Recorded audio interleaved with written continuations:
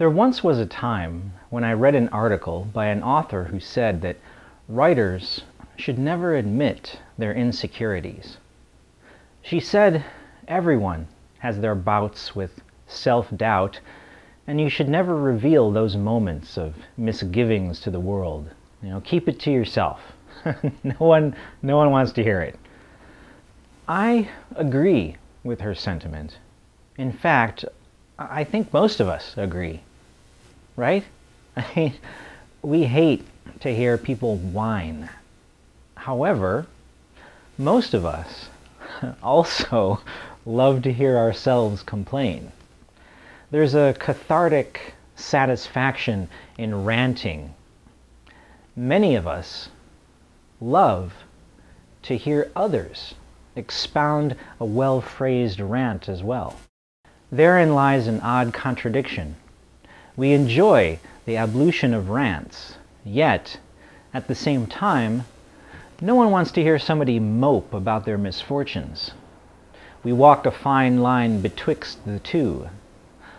I would argue that the difference between ranting and whining is all in the presentation. The difference isn't necessarily in what you say, but in how you say it. Tone, attitude, right? And complaining with a bit of pissy anger is ranting, and people enjoy identifying with that. And complaining with despondent woe is whining, and people hate that shit. Typically, ranting is also inclusive. Ranting says, I am so frustrated by this. Are you bothered by this too? The reason whining is so irritating is because it's so self-absorbed. Ranting acknowledges the hardships of others and says, we all get upset about this. Whining ignores the misery of others and says, woe is me, I'm all alone in this. That's annoying, because none of us are ever as alone as we like to pretend. We enjoy crucifying ourselves on the lonely nobility of misunderstood martyrdom. No one understands. But that's bullshit. You may not personally know anyone who can relate to you, but if your problems are 1 in a billion, there are 6 other people in the world who are going through the same shit you are. Blowing things way out of proportion and turning minor setbacks into catastrophic disasters is repugnant, especially considering the world is filled with people who have much worse trials and turmoils. We are surrounded by people suffering the deaths of loved ones, and crippling injuries, and diagnoses of terminal illnesses. In the face of those kinds of tragedies, those horrors that befall the lives of us all, to be an artsy bastard bemoaning creative struggles becomes trite and laughable and downright offensive. That author complaining about venting insecurities was right. Keep your artistic gripes to yourself. We should all be so lucky. Dying hospital patients would gladly trade places with any starving artist. Yet, for me, for my frustrations in my writing, something strange and unexpected has happened. See, I've completely lost all faith in my potential for success, and yet I still have no desire to quit. That seems to be a self-destructive mentality, the likes of which I cannot fathom. Recently, I confessed this lack of faith to an acquaintance of mine. Came right out and told her that I expect every single book I write to be a financial failure. I don't have any faith in myself to sell books. I don't think people will ever buy my stuff. Sure, someday, if I'm lucky, I might become popular enough to sell a book or two a week. But I will never be an author selling enough books to earn a living. I sincerely think I will never make it. I will never succeed. I will never pull this off. There is absolutely no way I will ever make a living as a writer. And when I told my acquaintance this, she asked me the obvious question. She said, "Then why are you doing it? If you really feel that way, why don't you just quit? Go back to working at Disney and forget about writing." I didn't have an answer for her, beyond the fact that I have no choice. And I'm not talking about that melodramatic bullshit you hear from writers like, "I have to write or I'll die," or "I have to write to stay sane." That's a load of crap, okay? The only people who lay those claims are nobodies who want to convince themselves that they are special or gifted or answering a calling, and they are all full of shit. Writing isn't oxygen. No author on earth is reliant upon it. I can quite easily keep breathing and remain mentally stable without writing. Nevertheless, something in me, an instinct I cannot quantify, is telling me I have to finish this next writing project. I have to. There's something inexplicably important about it. It has to be done. For reasons I don't understand. For reasons I don't even believe are real. For reasons I can't imagine or define. Yet despite my own sense of futility and skepticism, I know there is no option to quit. Every fiber of my being tells me this must be done. This endeavor must be seen to completion. Doing it as quickly as possible is imperative. The thought of quitting, the notion of giving up, fills me with dread and nausea. The mere thought of being a quitter makes me reel with vertigo. There is absolutely no way that quitting is a viable option. It makes me horrified and sick to my stomach to even entertain such an idea. I cannot deviate from this path. I have no explanation for this diametrically opposed mentality. I'm going to fail, but I'm not going to quit. That's not exactly the type of slogan they put on workout shirts. You don't see many triathletes expressing that attitude. You know, they say you have to believe in yourself. No, you don't. Not really. I never believed I'd work for Walt Disney. Even after my interview, I was sure I'd never get the job. I ended up being employed by Walt Disney Studios for more than 6 years. You don't need to believe in yourself at all. You just need to keep moving forward. Belief has nothing to do with success. Tenacity, fortitude, showing up day after day. That's how you make it. I think people say, believe in yourself, because they labor under the assumption that if you cease to believe, you will cease to make an effort.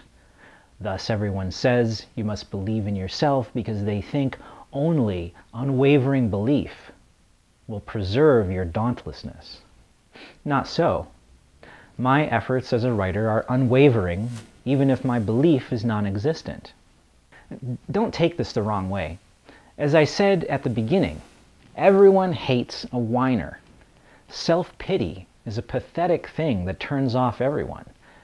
People riddled with self-pity you don't want to hire for a job, you don't want to have sex with, and you don't even want to be friends with them.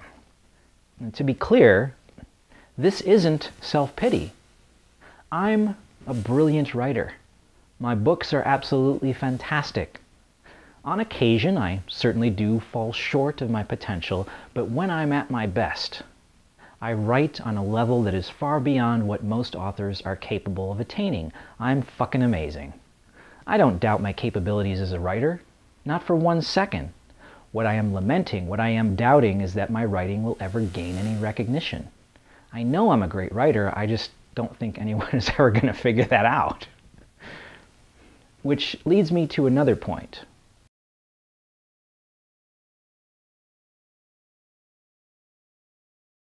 The girl who asked why I don't give up has also scolded me for being too arrogant. Definitely not the first or last time I heard that in my life. Are you able to relate to that? Do people criticize your life too? I have been berated that no one will pay attention to my books and writing if I come across as being full of myself. I need to be more down to earth, approachable. People appreciate humility, and to be conceited repels my potential audience. My arrogant attitude will drive people away. Best to keep my big mouth shut and let my novels speak for themselves. And the way I talk is too lofty. I need to bring it down a few notches. I know all of that is true, and I could do it. Truth be told, for the purposes of diplomacy, I've done that most of my life. But when I started these commentaries, I told myself I was done with that. I refuse to feign average intelligence, to dumb down the way I speak just so ordinary people can understand me. If people don't follow what I'm saying, that's their problem, not mine. Get a fucking dictionary. If being articulate comes across as arrogant, fine, so be it. See, the thing no one has ever understood, every time people accuse me of being arrogant, is that I don't fucking care.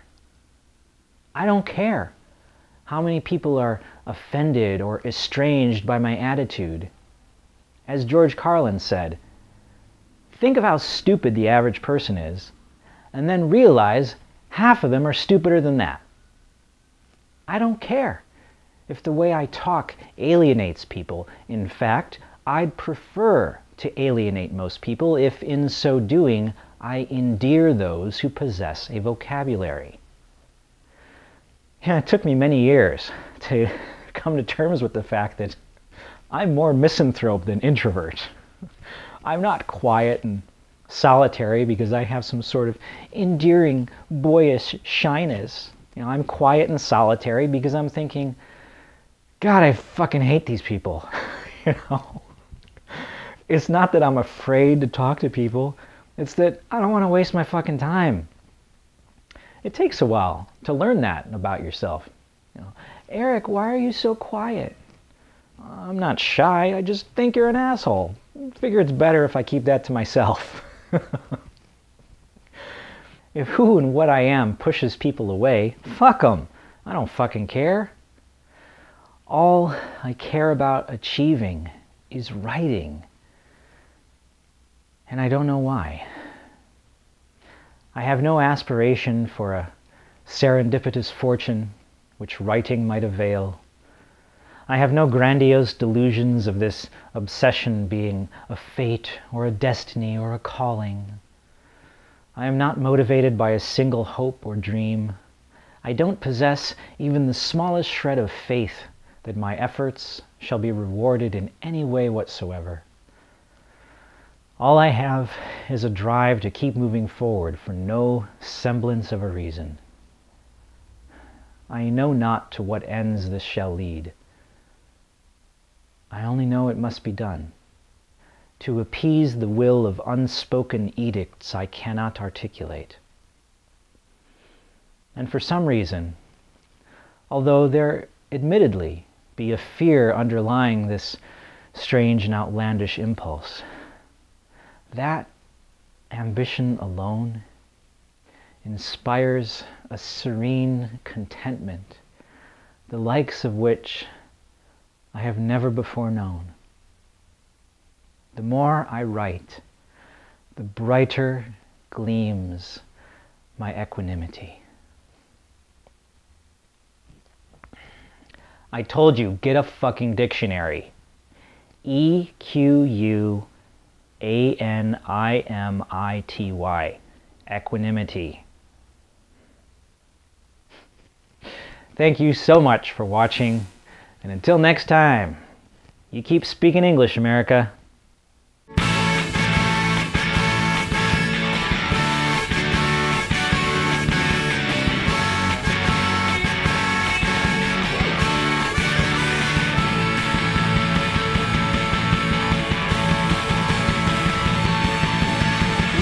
speak American English.